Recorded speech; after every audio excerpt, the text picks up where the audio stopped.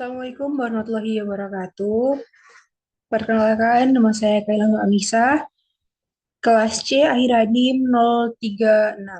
Nah, di sini saya akan mempresentasikan mengenai hasil dari uh, sintaks 4, yaitu kesehatan mental di kalangan mahasiswa. Langsung saja ke pembahasan uh, materi kali ini adalah itu soal pertama, apa saja kritik yang ingin disampaikan penulis editorial kepada pembaca? Mengapa penulis menganggap penting untuk mengkritik isu ini?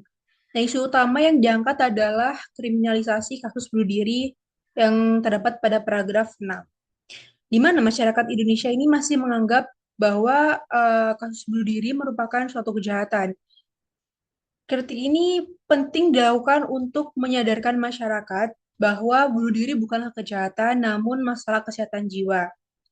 Bunuh diri pada umumnya berhubungan dengan depresi, lalu dalam situasi penuh tekanan atau sedang dilanda kekecewaan, seseorang bisa saja punya pemikiran untuk mengakhiri bunuh diri. Nah, selain itu, pemberitaan oleh media yang sensasional dan eksploitatif dikhawatirkan dapat memicu efek negatif seperti pembuatan bunuh diri tersebut. Nah, mengapa eh, kriminalisasi ini tuh perlu untuk dikritik? Ya, karena agar media dan masyarakat tidak eh, mengkriminalisasi kasus bunuh diri. Lalu sebagai mahasiswa yang rentan dengan gangguan kesehatan mental, setuju atau tidakkah saya dengan editorial bahwa kriminalisasi kasus bunuh diri harus dihapus? Tentu saja setuju karena kriminalisasi dapat menimbulkan stigma negatif masyarakat terhadap korban, sehingga hal tersebut menjadi hambatan bagi korban untuk mencari bantuan profesional yang terdapat pada paragraf 6. Menurut pengamatan saya terhadap mahasiswa Prodi Pendidikan Bahasa dan Sastra Indonesia sendiri, bahwa eh, terdapat beberapa mahasiswa itu yang melakukan percobaan bunuh diri yang disebabkan oleh overthinking karena tidak punya tempat untuk berbagi cerita. Nah, kenapa? Karena mereka itu cenderung untuk dikucilkan dan tidak memiliki support system. Nah, hal ini dikuatkan dengan bukti dari teks editorial itu dapat pada paragraf 2. Diskriminasi bunuh diri ini akan membuka kesempatan bagi mereka yang mengalami depresi untuk mengakses pengobatan dan terapi yang dibutuhkan. Mengapa kriminalisasi tidak diperbolehkan atau harus dihapuskan? Ya karena dekriminalisasi ini akan membantu untuk korban mengakses pengobatan dan terapi yang dibutuhkan. Selanjutnya, karena masyarakat Indonesia masih memiliki stigmatisasi yang kuat terhadap isu kesehatan mental, bagaimana implikasi stigma terhadap kondisi mahasiswa yang berjuang dengan masalah kesehatan mental di kampus Anda? Nah, implikasinya ini yang pertama ada masyarakat memberikan stigma negatif dan memberikan kasus bunuh diri secara sensasional yang ada pada teks editorial paragraf 6 dan 10. Lalu, selain itu, masyarakat juga memberikan stigma kurang iman dan menganggap gangguan kesehatan mental sama dengan gangguan jiwa yang terdapat pada esai paragraf 7 dan 8. Menurut saya, beberapa masyarakat dalam lingkup mahasiswa ini menganggap gangguan kesehatan mental hingga bunuh diri diberi stigma negatif seperti kurang iman, lemah mental, dan beberapa lainnya, bahkan hingga tidak memiliki teman. Namun, beberapa dari masyarakat masih turut peduli dengan gangguan kesehatan mental tersebut. eh yang terdapat pada lingkup mahasiswa, terlebih di Prodi Pendidikan Bahasa dan Sastra Indonesia,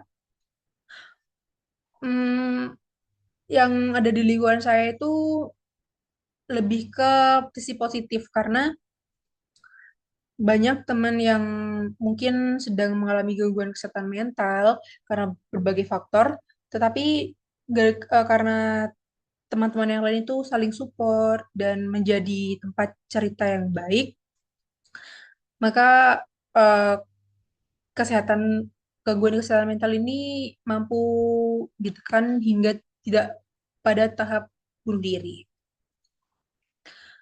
Lalu siapa saja yang seharusnya bertanggung jawab terhadap perawatan kesehatan mental mahasiswa di kampus Anda? Jelaskan peran masing-masing pihak yang Anda sebutkan tersebut dalam perawatan kesehatan mental mahasiswa di kampus Anda. Jadi yang bertanggung jawab dalam perawatan kesehatan mental mahasiswa ini adalah seluruh masyarakat kampus, termasuk mahasiswa itu sendiri, dosen, dan lembaga kesehatan mental di kampus. Untuk peran-perannya sendiri ada mahasiswa ini berperan untuk memberikan dukungan terhadap sesama mahasiswa yang mengalami gangguan kesehatan mental agar korban memiliki teman cerita dan tidak merasa sendiri, agar kasus bunuh diri ini bisa ditekan gitu. Untuk dosen dapat menjadi jembatan untuk memberikan bantuan layanan kesehatan mental. Karena sepengetahuan saya, untuk layanan kesehatan mental sendiri itu kan dikelola oleh dosen. Jadi dosen bisa melakukan pendekatan-pendekatan untuk menanggulangi kasus yang terjadi. Lalu untuk lembaga kesehatan mental dapat mewadahi setiap kasus yang terjadi agar tidak terjadi hal-hal yang tidak diinginkan. Contohnya itu kasus kesehatan mental yang di mana mahasiswa ini mengalami salah pergaulan sehingga tidak bisa keluar dari pergaulan yang toksik tersebut. Nah, hal ini menjadi penyebab gangguan mental terhadap mahasiswa tersebut. Cara menanganinya itu diedukasi terlebih dahulu dari lembaga kesehatan mental yang ada di Prodi Diksasindo dengan prosedur yang sistematis, memastikan mahasiswa mendapat penanganan secara efektif. Nah, pasti dalam lembaga tersebut itu memiliki prosedur-prosedur yang dilakukan untuk eh, menangani kasus kesehatan mental tersebut. Lalu yang terakhir, sebagai mahasiswa yang rentan mengalami gangguan kesehatan mental dan sedang menekuni disiplin ilmu pendidikan, bagaimana peran pendidikan dan kontribusi Anda sebagai mahasiswa ilmu pendidikan untuk menangani isu kesehatan mental di kalangan mahasiswa di kampus Anda? Nah, yang pertama, eh, pendidik apa lembaga pendidikan ini dapat menyediakan layanan kesehatan mental yang mewadahi agar mahasiswa juga tidak bingung kalau misalkan tidak memiliki teman untuk cerita, itu bisa langsung eh, ke layanan kesehatan mental yang ada di prodi tersebut.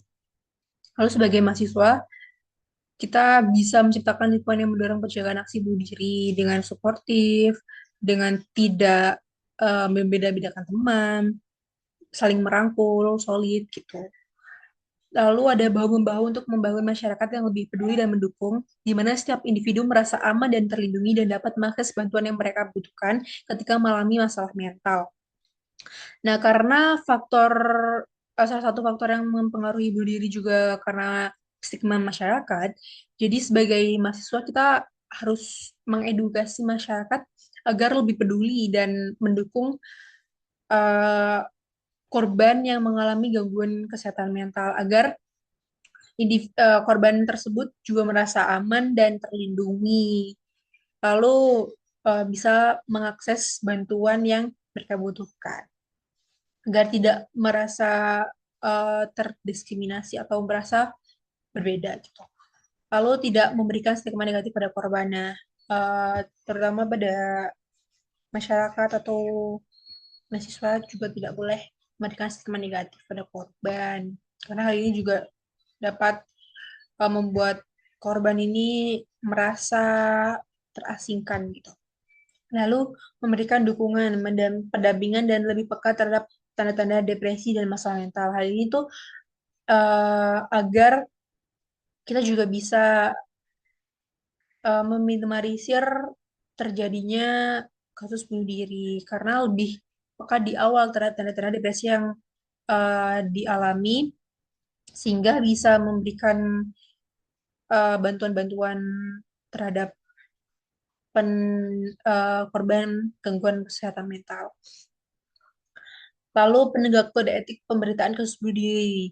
Nah, eh, terutama media ini agar tidak eh, semena-mena untuk memberitakan kasus bunuh diri.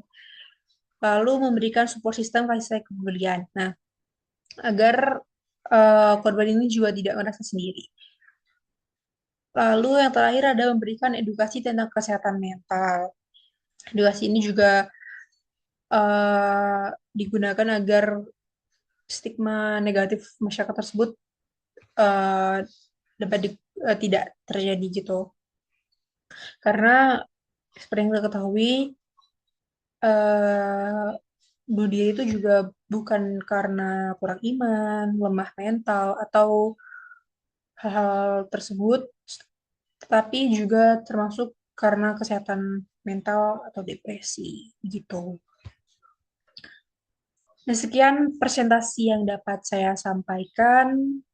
Kurang lebihnya saya mohon maaf. Terima kasih. Wassalamualaikum warahmatullahi wabarakatuh.